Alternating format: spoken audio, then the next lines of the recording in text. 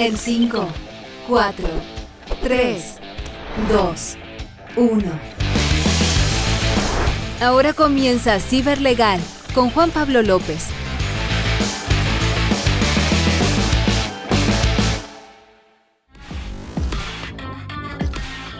Hola amigos, ¿cómo están? Estamos nuevamente para una nueva entrega de Ciberlegal, como siempre todos los miércoles a partir de las 14 horas por la plataforma de txsplus.com. También nos encuentran en Instagram como Juan Pablo López Abogado y TX Plus. Hoy día vamos a tener un tema, no tenemos invitado, eso lo anunciamos a través de las redes, es un tema que se denomina el blindaje contractual. Vamos a hablar por qué es importante desde el punto de vista de del contrato de prestación de servicios en ciberseguridad, por qué es importante, por qué es relevante tener establecido un contrato de prestación entre las partes. Muchas veces uno dirá, bueno, la parte legal es la que entra acá, los ingenieros no les gusta mucho, la parte comercial se asusta cuando preguntan, bueno, esto lo visó legal, está ok ya para poder ser comercializado y podemos entrar a la prestación del servicio, emitir la orden de compra, la factura. Ahí todos tiritan cuando preguntan si ya visó legal la parte, obviamente, que le corresponde. Y la idea acá es sacarlo un poco del punto de vista de lo árido que puede resultar muchas veces la parte legal de los servicios de ciberseguridad y más que todo llevar a cuál es la importancia que tiene, por qué es relevante que legal vise estos servicios, por qué debemos estar desde el punto de vista contractual, estar protegidos. Veremos cuál es la evolución que ha tenido, obviamente, en los contratos de prestación de servicios. Recordemos que hace 10 años atrás partíamos con un correo electrónico, una orden de compra, y después todos sufrían porque a medida que se iban implementando los servicios, el cliente empezaba a pedir más y muchas veces costaba después, obviamente, negociar ahí cuál era el precio real de los servicios que en definitiva se habían prestado desde el punto de vista de la empresa de ciberseguridad. El cliente un poco sentía que no había una materialidad, por lo tanto no pretendía pagar un valor más allá, y también las responsabilidades o las obligaciones que las partes asumen obviamente en este contrato deben quedar particularmente establecidas. Siempre lo importante es que sepamos a qué nos obligamos, cuál es el plazo de los servicios que vamos a llevar a cabo, cuáles son las responsabilidades que tenemos cada uno, qué pasa si hay un incumplimiento, qué pasa si una de las partes, sea el cliente final o en este caso el prestador del servicio, quiere salirse del contrato, cuáles son las alternativas, qué pasa si nos vamos un poco, como se dice, a los combos, cuál es la forma de resolución de estos conflictos que tiene, hay multa aparejada, cómo va a quedar mi posición frente al mercado en el caso que yo deje de cumplir. Eso obviamente es importante desde el punto de vista de que quede establecido contractualmente. No solo, como les señalé, porque es una formalidad, porque de hecho el contrato en particular de prestación de servicio puede ser incluso acordado en un correo electrónico, como les mencioné, las cláusulas en particular, pero siempre es bueno tener un contrato estipulado entre las partes que muchas veces incluso baja de una licitación que puede ser de carácter público o de carácter privado. Obviamente aquí ya partimos con una formalidad y lo importante es que el contrato en particular, si viene de esta licitación que nos adjudicamos para la prestación de los servicios, debe ser un espejo de, obviamente, contener los alcances y determinación del servicio que estoy prestando y cuáles son las exigencias en particular que tenía en este caso el cliente final para poder llevarlo a cabo. ¿Hay o no exclusividad en la prestación de los servicios? ¿Qué pasa con las relaciones laborales, la subcontratación? Muchas veces se establecen los servicios que deben ser prestados in situ, en el mismo lugar donde el cliente tiene, en este caso, su oficina, por ejemplo, si un banco. ¿Qué pasa con mis trabajadores? ¿Soy obligado yo, en este caso, al pago de las cotizaciones? ¿Qué pasa si hay una demanda laboral? Por eso es bueno que todo esto esté previamente acordado, previamente establecido, porque hay cláusulas que están obviamente en la ley, que si no se establecen se van a aplicar de igual forma y puede ser incluso ser detonante de una terminación del contrato que va a redundar obviamente en el cobro de una garantía, por ejemplo una boleta de garantía, que esto puede llevar muchas veces al término no solamente este contrato en particular, sino que si la empresa estaba partiendo y no tenía, por ejemplo, otros contratos o no tenía más flujo, la puede llevar no solamente a la quiebra, sino también a la pérdida de credibilidad frente al mercado, lo que hemos llamado en este programa el prestigio reputacional, que es muy fácil, cuesta mucho ganárselo, pero es muy fácil perderlo. Como saben ustedes, este programa es llevado hacia ustedes por Ciberlegal, Ciberlegal es una empresa que se dedica precisamente a la formación y a la educación o la higiene digital del factor humano de la empresa, preparándolos para que estén obviamente advertidos de cuáles son los posibles riesgos que pueden ser víctimas de ellos frente a un ataque, sea a través de un software, sea a través de la ingeniería social. Es por eso importante tener la capacitación del factor humano de la empresa para poder prevenir obviamente cualquier tipo de ciberataque. Bien amigos, vamos a ir con la primera canción de este primer bloque del programa. Nos vemos a la vuelta. Bien, amigos, estamos de vuelta para la segunda parte de nuestro capítulo de Ciberlegal. Hoy día, les recuerdo, el capítulo trata sobre el blindaje contractual. ¿Por qué es importante? Porque es relevante de que tengamos establecido un contrato cuando realizamos la prestación de un servicio en materia de ciberseguridad. Un poco para llevarlo a la base, a los fundamentos del punto de vista legal,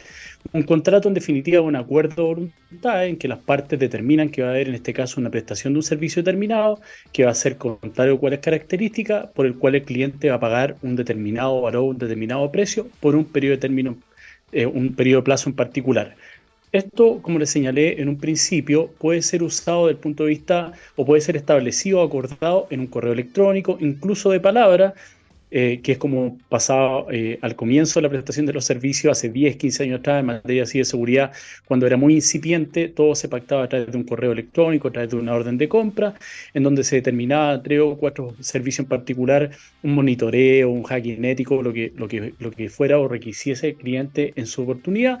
Decíamos cuánto era, se facturaba y empezaba a funcionar el servicio mes a mes.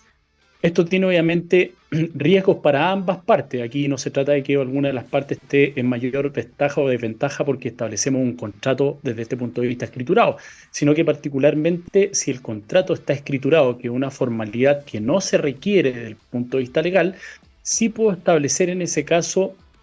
mayores condiciones, como les señalé al comienzo, en donde puedo dejar establecido todo, no ser un poco como el derecho norteamericano que señala lo que es y lo que no es. Por lo tanto, los contratos son eternos, contratos de 200 páginas, cuando en definitiva hay muchos principios que regulan en este caso el derecho chileno y que están establecidos en las normas y que no hay que ser redundante en ese concepto, y ahí sí pasamos a ser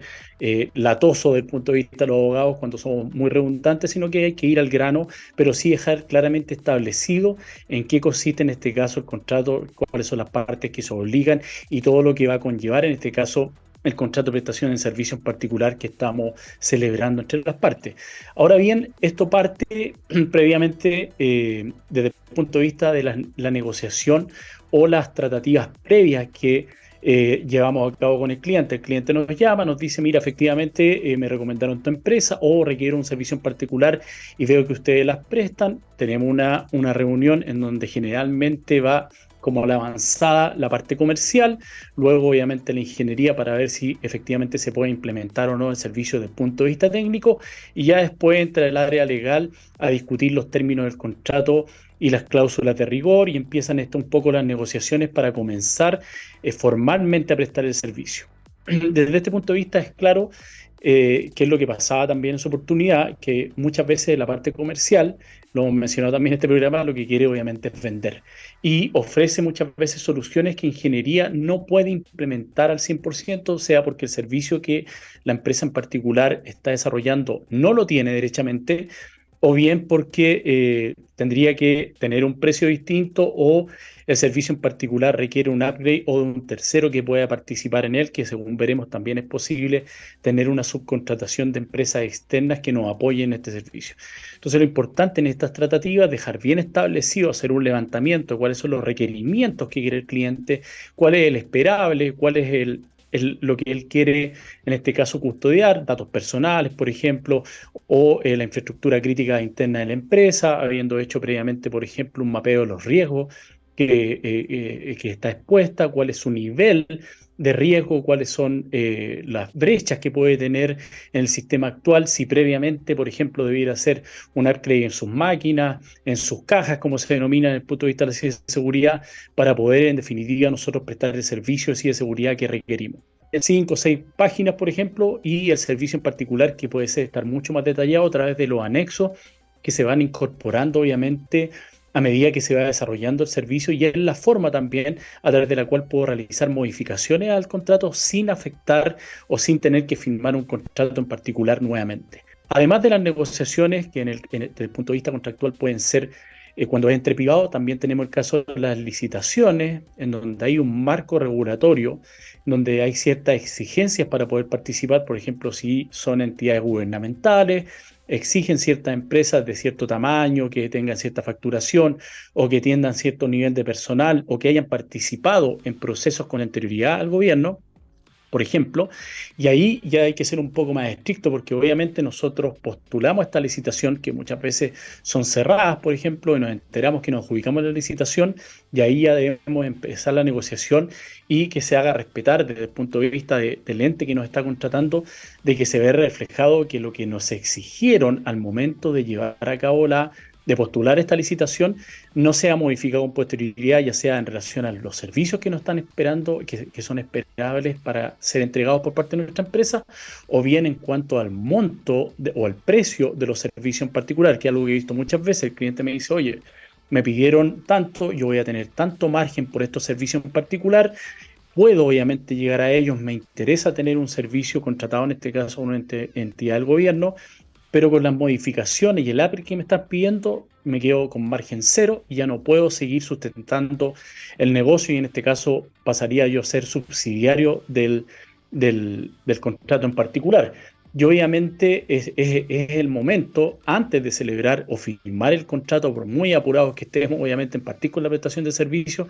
de negociar las cláusulas y que esto sea, obviamente, como les digo yo, apegado a la licitación previa a la cual postulamos y que sea efectivamente respetada. Y ahí en donde entran, les gusta a los comerciales y a los ingenieros no, la parte legal a tener un aspecto fundamental, porque obviamente el abogado de la empresa va a ser quien va a defender los intereses conjuntamente con comparando obviamente la licitación a la cual nosotros en su oportunidad postulamos. Aquí no quiero ser excluyente, porque obviamente en este tipo de contratos el abogado trabaja codo a codo con la parte de ingeniería para ver efectivamente el alcance de los servicios. Hay cosas que están explicadas de carácter técnico y es necesario darle una mirada o un aterrizaje desde el punto de vista legal, los SLA o en definitiva cuál va a ser el nivel de respuesta que va a tener en caso de algún tipo de incidente la empresa, y eso obviamente hay una conversación interna entre los clientes internos, el área legal y el área de ingeniería, que es clave que sea esa sinergia para poder establecer las cláusulas contractuales que no sean 100% legales y tampoco 100% desde el punto de vista de ingeniería o de ciberseguridad, sino que efectivamente debe haber una conversación y una mixtura para llegar a eso. Clave es también, y que acá nos obligamos ya sea en forma previa, muchas veces los clientes nos piden, sobre todo por el tipo de servicio que se está prestando en materia de ciberseguridad, que vamos a tener acceso a bases de clientes internas, a los números, a la finanza, a la contabilidad, incluso muchas veces los clientes, o a datos sensibles como sería incluso los contratos de trabajo de los trabajadores internos de este cliente. Por lo tanto, es clave acá la firma, la suscripción, antes incluso de llegar a cabo la negociación para ver si vamos a prestar el servicio de un contrato, lo que se denomina como en inglés un contrato, un NDA o un contrato de confidencialidad, que es un contrato previo que muchas veces después se materializa a través de cláusulas contractuales, según analizaremos ya en el tercer bloque del programa, pero es clave tener este contrato de confidencialidad porque, en definitiva, yo como empresa prestadora de servicios me obligo frente al cliente, y esa es la seguridad que en definitiva tengo que darle al cliente, que voy a llevar a cabo todas las medidas necesarias para resguardar la información que me está entregando él. Me puede entregar planes de negocios, proyecciones comerciales que son interesantes desde el punto de vista de una figura que se denomina el espionaje industrial, que obviamente en muchas empresas se dedican a eso y copian modelos de negocios y el robo de esta base de datos o esta información que es relevante para una empresa que es exitosa en el rubro que se desempeña puede ser determinante para ellos porque van a copiarles, como les digo, los planes de negocio, pueden copiar obviamente o sacar la información de los clientes finales, los contactos que ellos tienen y empezar a invadir o a tratar de levantar el cliente por la información que mi empresa desde este punto de vista perdió. Entonces es relevante el contrato de confidencialidad porque no solamente se obliga a preservar la información y a tomar los debidos resguardos, los protocolos internos para poder custodiar esta información, sino que además que en el caso de que no logremos suscribir un contrato o bien que suscribamos un contrato y se presten los servicios, esta información va a quedar en carácter de confidencial incluso por 1, 3 o a veces hasta 5 años con posterioridad al término del contrato o el servicio en particular que estamos prestando. Por lo tanto, es relevante que yo tome las medidas, como hemos hablado cuando vimos el tema de los datos personales con nuestro amigo Leo Cadio, que hablamos que hay que tener protocolos internos para el manejo de la información, que dentro de mi empresa de ciberseguridad no todas las personas que van a participar en el negocio en particular o en el servicio que voy a prestar deben tener acceso a la información del cliente. Pueden saber que tal o cual banco o tal o cual empresa o institución financiera es cliente nuestro, pero no necesariamente pueden tener a su mano o un clic en la base de datos, en la nube, ingresar al detalle, por ejemplo, de cuáles son los clientes que tienen ellos, las bases de datos internas de movimientos financieros, sino que tiene que estar segregado, segmentada esta información para que quienes tienen acceso a ella sean solamente quienes participan efectivamente en el desarrollo o en la prestación del servicio en particular. Y esto obviamente lleva aparejado no solamente la obligación de custodiar los datos, sino que en el caso de que se produzca una fuga de datos o que el cliente se entere que alguno de los integrantes de mi equipo filtró información hacia la competencia o se vieron expuestos, por ejemplo, en algún tipo de chat o en algún tipo de página de redes sociales, información relevante de la compañía, se van a activar obviamente las posibles boletas de garantía que mi empresa haya entregado para garantizarle al cliente que vamos a hacernos responsables en el caso de algún perjuicio, sino que además va a tener como consecuencia que me demanden por los perjuicios, la indemnización de los perjuicios que conlleve la pérdida de dichos datos. Como le digo, imagínense que el cliente filtró información respecto de los estados financieros de una empresa en particular que a su turno el cliente tenía dentro de su base de datos. Van a terminar el contrato con esta empresa en particular, puede que incluso lo demanden, y esa suma de dinero por la cual ella perdió el flujo recurrente, por ejemplo, que tenía en el contrato con este cliente, lo va a llevar a cabo en una demanda. Esto obviamente se va a saber, y esto es lo que hablamos anteriormente, va a tener incluso mayor repercusión para mí que desde el punto de vista económico o la demanda que pueda tener en contra de mi empresa, es el prestigio reputacional. Una empresa en ciberseguridad filtró datos, perdió datos, fue hackeada. Obviamente sabemos que nadie está exento, ninguna empresa hoy día puede asegurarnos al 100% de que no va a ser fruto de un ataque, porque la tecnología, para bien y para mal, avanza exponencialmente día a día. Por lo tanto, si mi empresa ha sido víctima de un ataque que se dio en un momento que no estaba prevista que iba a ser de tal forma, obviamente yo puedo eximir mi responsabilidad. Pero si yo fui quien filtré, alguien de mi equipo que no tenía acceso a esos datos, no debía tener acceso a sus datos, fue quien lo filtró, claramente se va a ver comprometida mi responsabilidad civil desde el punto de vista pecuniario, pero además se va a ver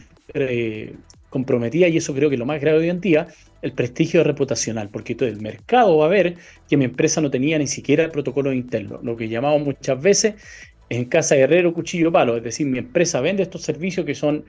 muy buenos hacia el exterior, pero internamente no custodia debidamente la información de sus propios clientes. Y eso obviamente va a tener como repercusión de que va a haber una fuga de clientes, voy a tener la pérdida obviamente económica y financiera, y muchas veces lleva incluso a que la empresa tenga que cerrar o definitivamente someterse a un proceso de liquidación o de quiebra, porque no va a poder soportar la carga financiera que tenía antes de este episodio en particular. Entonces, un poco redondeando esta segunda parte de nuestro capítulo,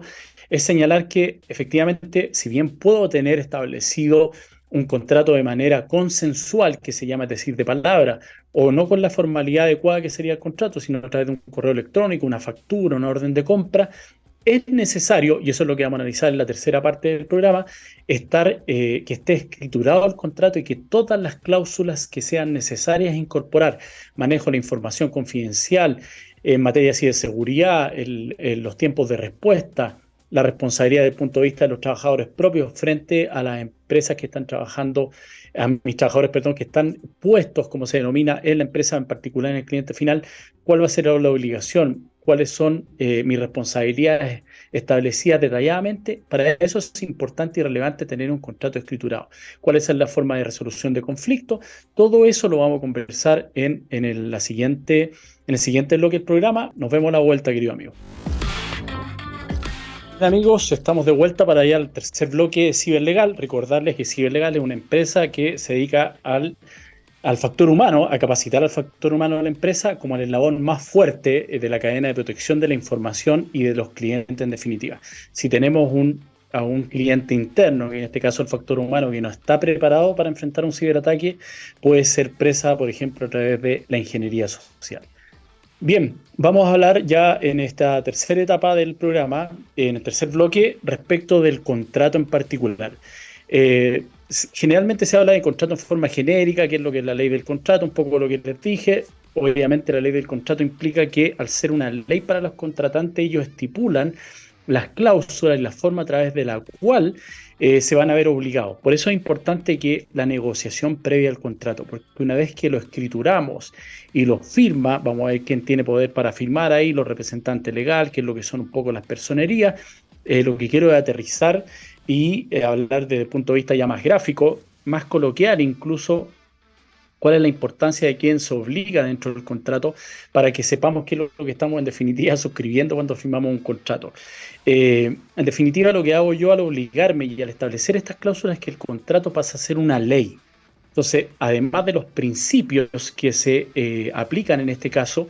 al ser ley para los contratantes implica que si nosotros queremos el día de mañana tenemos una discrepancia en la prestación del servicio, en los alcances del mismo, o bien un evento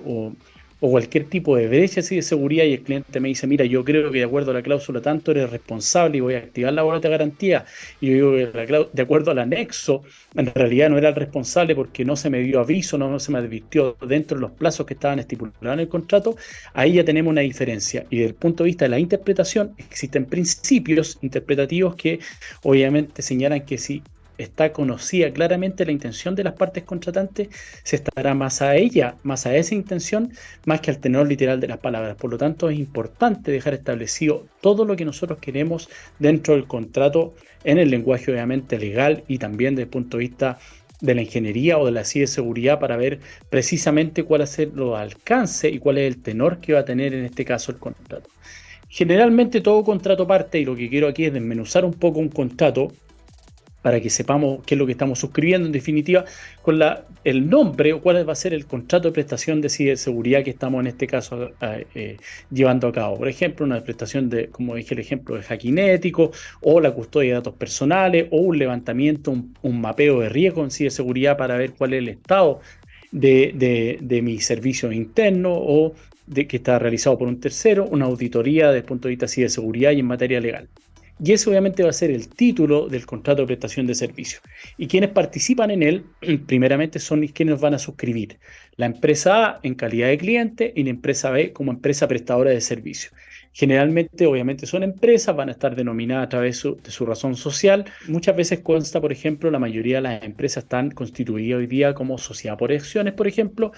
y se emite un documento que en este caso sería la delegación de facultades, en el caso que sea una gerencia o una sesión en este caso puede ser del directorio o una junta accionista que determine cuáles son los poderes que se le tocan a este gerente general, y ahí va a estar establecido dentro de las facultades que tiene la facultad de suscribir contratos para obligar a la empresa, y eso es importante que esté debidamente obligado. Y el segundo evento sería, por ejemplo, cuál va a ser la vigencia del contrato. ¿Por qué? Porque muchas veces el contrato se presta por un servicio en particular. Por ejemplo, lo que les dije, el mapeo de riesgo, que voy a hacer un levantamiento de información, la voy a procesar, voy a entregar un informe, ese va a ser mi entregable y ese va a ser el periodo o el servicio en particular más que el plazo. Pero puede ser que sea un servicio de carácter recurrente, un monitoreo permanente, de manera externa en cuanto a la custodia o la prestación de estos servicios y de seguridad, y en ese caso obviamente va a tener un periodo, por ejemplo, duración de 1 año o 6 meses, en donde eventualmente puede ser renovable. Aquí la renovación generalmente se establece que las partes pueden renovarlo, si nada dicen, es al revés. Llegado el plazo se renueva automáticamente, que es la renovación tácita que se denomina, pero también si alguna de las partes no quiere seguir con la prestación del servicio, sea bien el cliente o el prestador del servicio, la empresa de ciberseguridad en el ejemplo, puedo comunicarlo por correo electrónico o por una carta formal certificada enviada al domicilio establecido en el contrato, por ejemplo 30 o 60 días con antelación a la renovación, por ejemplo al año, en donde le digo a la otra parte, no quiero seguir adelante, no vamos a renovar en este caso los servicios, por lo tanto, el día 31 de diciembre que termina el contrato, se da por terminar la relación comercial entre las partes. Generalmente ocurre que tienen las partes también la posibilidad, generalmente la establece el cliente, cuando son servicios que no conllevan, por ejemplo, el comprar estas cajas, la maquinaria, o que se establezca algún tipo de, de servicio en particular distinto, un monitoreo, por ejemplo, en donde simplemente yo desconecto el servicio y se acaba la prestación, no conlleva un perjuicio mayor para en este caso para el prestador de servicio,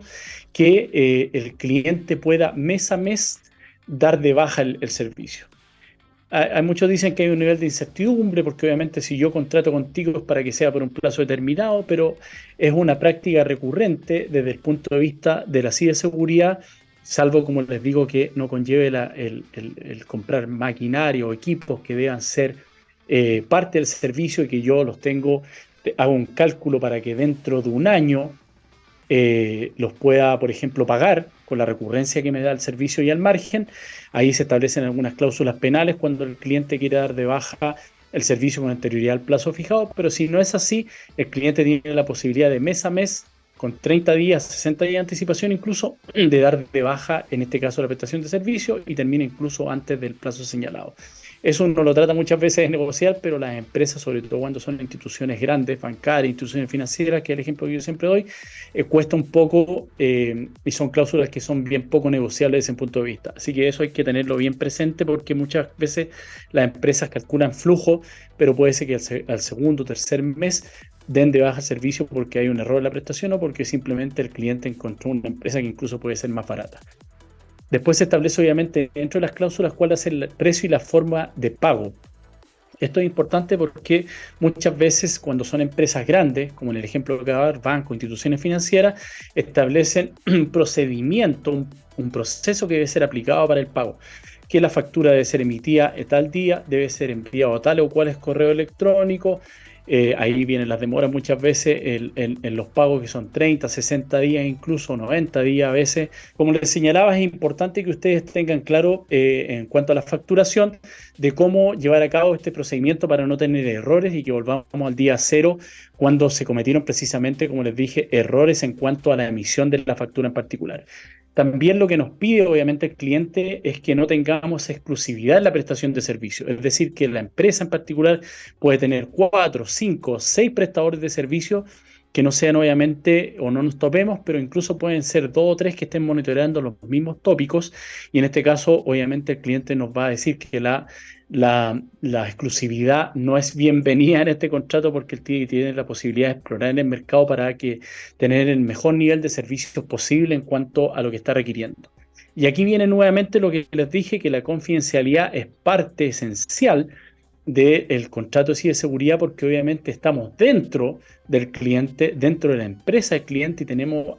acceso a información que para él es vital, es relevante, estamos custodiando información de la empresa, información de sus clientes externos, por lo tanto la confidencialidad acá es clave. No hay ningún contrato hoy día, ningún cliente que no me solicite o no me pida de que al momento de celebrar previamente, como les dije, incluso antes de la celebración del contrato, firmar un NDA, un contrato de confidencialidad, sino que también va incorporado dentro de las cláusulas contractuales y que me obliga por un periodo 1, 3 o 5 años, dependiendo del requerimiento o del manejo o del tipo de información que esté manejando, me pide obviamente que no solamente tenga este manejo de la información y la confidencialidad, la segregación dentro de la misma empresa, sino que una vez terminado este plazo, termina el contrato del año 2023 hasta el 2025, 2026, me vuelvo a mantener esta confidencialidad e incluso a destruir o a entregar o a restituir toda la información a la cual yo haya tenido acceso en algún momento terminable. Y aquí hay cláusulas que son claves hoy día en materia de seguridad de la información y de ciberseguridad, que son, por ejemplo, la de auditabilidad. Muchas veces el cliente siente, ya no pasa tanto, pero hace 5 años atrás tal vez pasaba un poco más, siente que contrata un servicio de ciberseguridad, pero como no es su rubro, vende repuestos a lo largo de todo Chile, repuestos de automóviles, o tiene una cadena de farmacia, a lo largo de todo el país, obviamente su giro no es la ciberseguridad, tiene un TI interno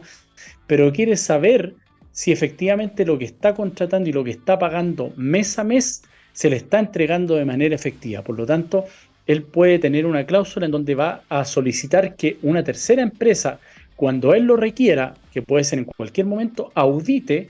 para que determine si efectivamente los servicios que yo contraté lo está prestando efectivamente la empresa. Esa es una cláusula que hoy día también va siempre dentro de estos contratos. Yo he visto que hacen levantamiento de información, avisan con un periodo que es bastante corto de tiempo, pero hacen incluso el entregable y ven si efectivamente se está prestando por parte de la empresa el servicio o no. Y esto obviamente es grave porque si se prestó se contrató 5 o 3 servicios y ven que están prestando uno y además de manera eficiente, no solamente van a dar por terminado el contrato porque va a haber un incumplimiento grave de las obligaciones por parte del prestador de servicios, sino que van a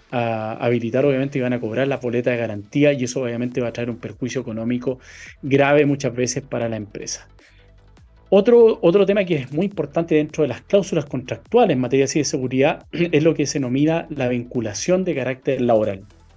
Muchas veces las empresas nos piden que un ingeniero, 3 ingenieros o incluso un equipo completo esté dentro de la empresa. Por ejemplo, si es un banco, ellos quieren que esté dentro de su equipo de ciberseguridad la empresa,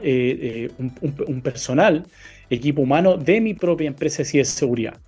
Muchas veces incluso se obligan, en virtud de lo que contempla la legislación laboral, a crear empresas que son de carácter de ser empresas de servicios transitorios, que precisamente lo que hacen es colocar on-site a trabajadores de mi empresa en la empresa en particular, y para eso se requiere estas que se denominan laboralmente EST, que tienen un giro único, que es precisamente la prestación de servicios a través de personal puesto en la empresa. Pero si no es tan recurrente o requiere que vaya una vez a la semana a hacer algún tipo de monitoreo, en este caso lo que me pide la empresa en particular es que yo reconozca de que entre mi trabajador de la empresa de ciberseguridad y el cliente final no hay ningún tipo de relación laboral. Recuerden que aquí tenemos en materia laboral la figura de la subcontratación, por lo tanto, si ese trabajador en particular no le pagan sus remuneraciones, no pagan las cotizaciones por cualquier motivo, va a poder elegir a quién demanda o generalmente va a terminar demandando, en este caso, por ejemplo, al banco. Va a decir, yo iba una vez a la semana o iba a los 5 días a la semana a trabajar al banco, marcaba ya, recibía orden desde el jefe de TI que está ubicado en el banco, y desde ese punto de vista obviamente el banco no va a querer tener una demanda en su contra. Por lo tanto, todas estas declaraciones de que no reconoce ningún tipo de relación laboral y que va a llevar a cabo todas las medidas para que el trabajador en definitiva sea del propio prestador del servicio, eso va a ser una cláusula de exigencia desde el punto de vista contractual. Como les decía, incluso muchas veces las empresas exigen de que yo esté constituido además como empresa de servicios transitorios, precisamente para no tener este problema con las fiscalizaciones, porque está establecido muchas veces por la legislación laboral y entiende que esto sería un fraude laboral, porque en definitiva lo que estoy haciendo es encubrir en cierta medida el trabajador que presta servicio, en el ejemplo para el banco, la institución financiera, y en definitiva está contratado por una empresa distinta, que es la empresa de ciberseguridad, y para evitar esto me pide que sea constituido como una EST, como les señalé. Otra de las cláusulas contractuales que me exige en este caso tener el banco o la institución financiera o el cliente en general son las cláusulas de continuidad operativa y manejo de contingencia. Exige precisamente que yo tenga a cabo un protocolo interno en donde le explique yo al cliente final, en el evento de que tenga algún tipo de percance, algún ataque en particular, cómo va a ser la continuidad operativa del servicio para que la empresa en particular no tenga eventualmente, como les digo, una brecha en el servicio. Si yo como prestador de servicio tengo problemas porque puedo ser fruto de un hackeo o una caída de mis servicios, ¿cómo va a ser la continuidad operativa? ¿Cómo va a operar en ese caso para que mi cliente final no quede en el aire y no quede exento, en este caso, de la prestación de servicio en particular? También contemplan cláusulas estos contratos de procedimientos de salida. Como les señalé anteriormente, puede ser que el cliente me diga 60 días antes del término de servicio, ¿sabes qué? No vamos a renovar el contrato con ustedes, ya tenemos contratada a la nueva empresa y necesito, de acuerdo a la cláusula 12ª del contrato que contempla este procedimiento de salida, de que tú hagas el entregable, le pases en este caso el servicio y hagamos coincidir los tiempos con el término del servicio de ustedes con esta nueva empresa que yo estoy contratando. Obviamente para nadie es grato, pero está establecido de esa forma precisamente para que el cliente pide, ustedes entiéndanse entre los especialistas, yo te obliga obviamente a entregarle toda la información que tenga respecto al servicio que estás prestando a este nuevo prestador en particular. También hay temas de propiedad intelectual que obviamente ahí pueden haber procedimientos, procesos, software o mejoras que se lleven a cabo como consecuencia de la prestación de este servicio, y el cliente quiere que todas esas mejoras queden obviamente para él porque se están llevando a cabo o desarrollando dentro de la empresa en particular. Y aquí hay temas importantes, obviamente. Existen, de acuerdo al servicio que estamos prestando, tienen que haber cláusulas de seguridad de la información y de ciberseguridad, en donde obviamente tienen que haber programas internos de la empresa en particular,